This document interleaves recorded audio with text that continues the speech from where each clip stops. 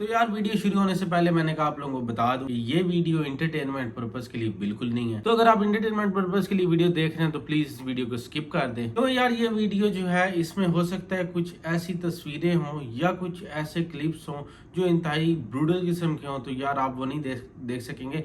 और नाजुक दिल वाले अफराद तो बिल्कुल इस वीडियो से दूर रहिएगा, क्योंकि इसमें कंबोडिया की जुल्म भरी हिस्ट्री जो है कि किस तरह कंबोडियन लोगों ने जुल्म बर्दाश्त किया है उसकी एक तफसील है जो तस्वीरों और मुख्तलिफ इंसानी असल ह्यूमन स्कल्स जो है वो कह सकते हैं कि हजारों में है यहाँ पे मौजूद। तो इस वीडियो में इस किस्म की चीजें होंगी। मैंने कहा वीडियो स्टार्ट होने से पहले आपको बता दूं कि छोटे बच्चों के साथ बैठ के ये वीडियो बिल्कुल मत देखिएगा। तो शुरू करते हैं आज की वीडियो। अस्सलाम वालेकुम जी, welcome back with another vlog. मैं फैज हाजिर हो चुका है लेके आपके लिए एक और नया व्लॉग। फिलहाल हम मौजूद हैं कंबोडिया में, ठीक है। अभी मैंने मैप लगाया किसी लोकेशन का, तो चलते हैं और एक्सप्लोर करते हैं कंबोडिया को कि कैसा ये मुल्क है, कैसे यहाँ के लोग हैं।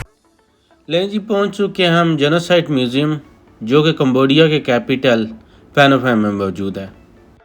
जैसा कि मैं आप लोगों को पहले बता चुका हूँ कि ये वीडियो मैंने एंटरटेनमेंट पर्पस के लिए नहीं बनाई।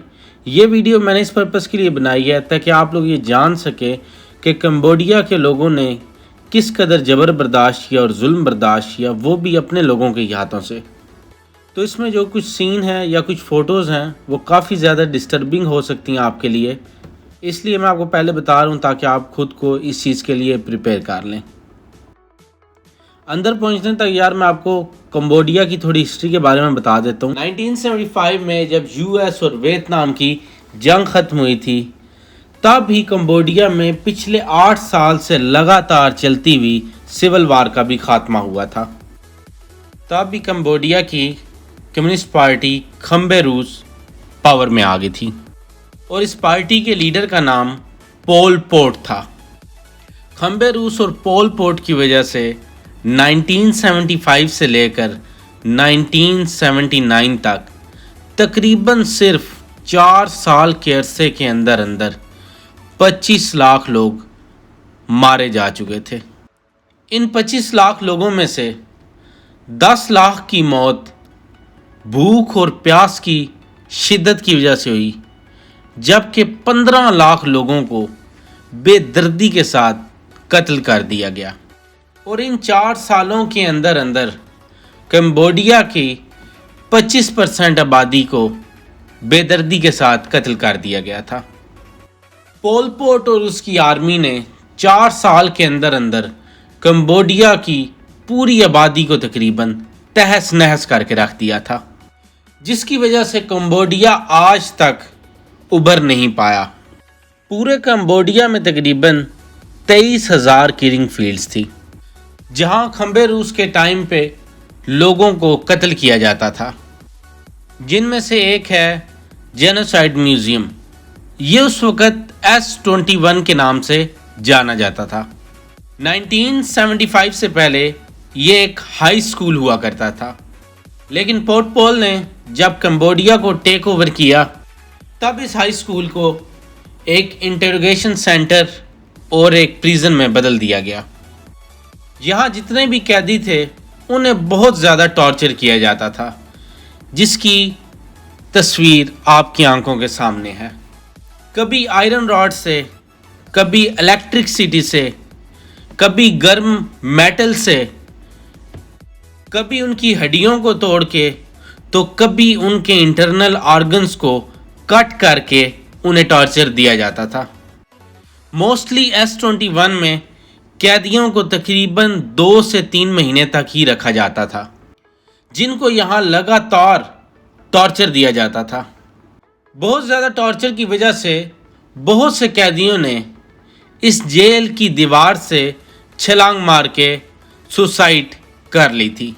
लेकिन कुछ दिन के बाद ही S21 को खारदार तार से मुकम्मल तौर पर सील कर दिया गया था, जिसकी वजह से कोई भी कैदी छत से छलांग नहीं मार सकता था।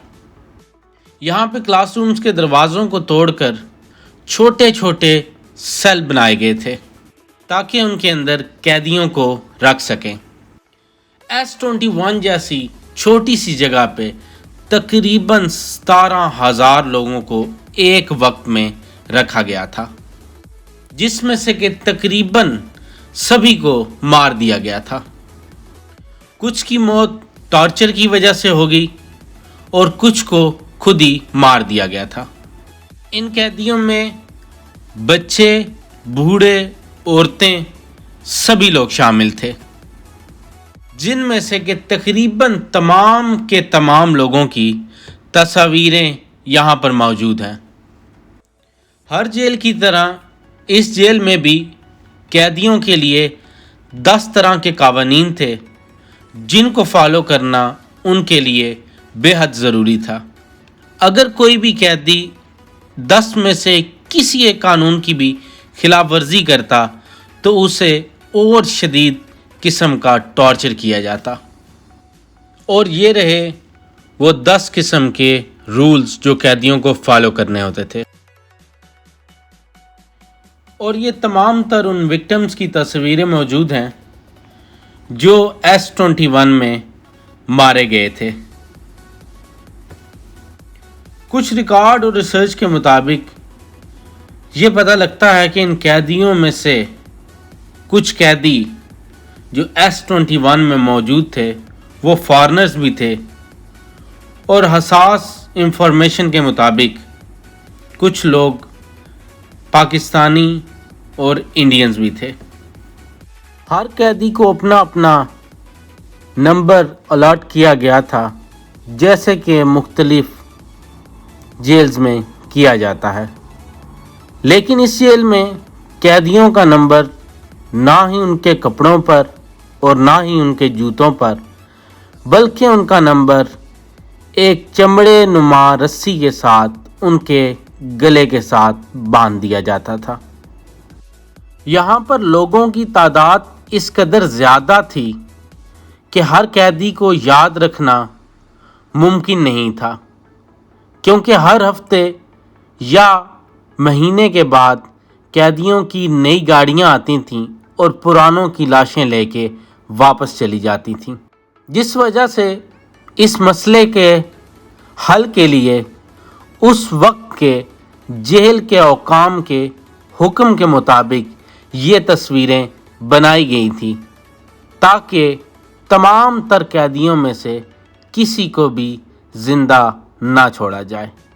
یہ اس ہائی اسکول کے اندر موجود کلاس رومز تھے، جس کی درمیان میں سے دیواروں کو توڑ کر پارٹیشن کی گئی، اور ہر کلاس کے اندر تقریباً 10 سے 15 چھوٹے چھوٹے سیلز بنائے گئے، جس کے اندر آئرن راڈ کی مدد سے قیدیوں کو قید کیا جاتا تھا۔ ان قیدیوں میں بہت بڑی تعداد معصوم بچوں کی بھی تھی، جن کو یہاں پر بے دردی کے ساتھ قتل کیا گیا تھا۔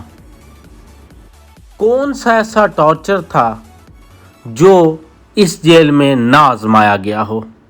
ڈی ہائیڈریشن کی وجہ سے جب قیدی تڑپ تڑپ کے موت کے بالکل قریب ہوتے تھے تو ان پہ دوبارہ پانی پھینک کر ان میں جیسے جان بھر دی جاتی تھی، اور پھر دوبارہ ان لوگوں کو کئی ہفتے تک کے لیے کمروں میں بند کر دیا جاتا تھا۔ اور یہ تمام تر وہ آلات ہیں جو اس جیل میں ٹارچر کرنے کے لیے استعمال کیے جاتے تھے۔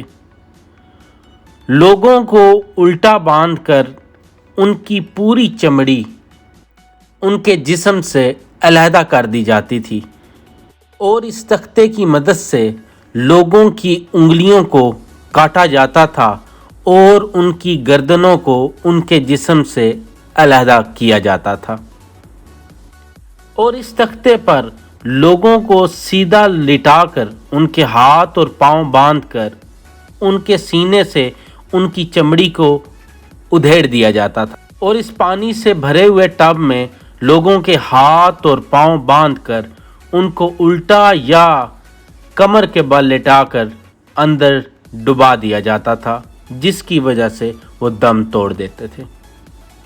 یہ کمبوڈیا کی اس وقت کی سول وار کی کچھ تصویریں ہیں جو ہمیں اس وقت کی بربریت اور جبر کو واضح کرتی ہیں۔ جب کمبوڈیا کے حالات دوبارہ سے نارمل ہوئے تب اس اسکول میں یعنی کہ S21 پریزن میں ہزاروں کی تعداد میں بچوں، عورتوں، بوڑھوں، جوانوں کے ہیومن سکلز ملے، جس کی مدد سے پول پوٹ کے سپاہی مختلف نقشے اور مختلف ڈیزائن بنایا کرتے تھے۔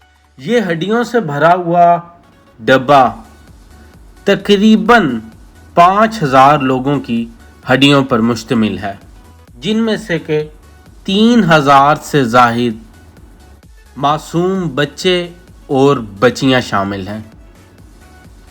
یہ سکلز اور ہڈیاں صرف اس لیے ابھی تک محفوظ کی گئی ہیں تاکہ آنے والے لوگ یہ دیکھیں کہ کمبوڈینز نے کتنے ظلم اور جبر کے باوجود آج بھی اپنی ایک خوبصورت اور پرامن ریاست بنا رکھی ہے۔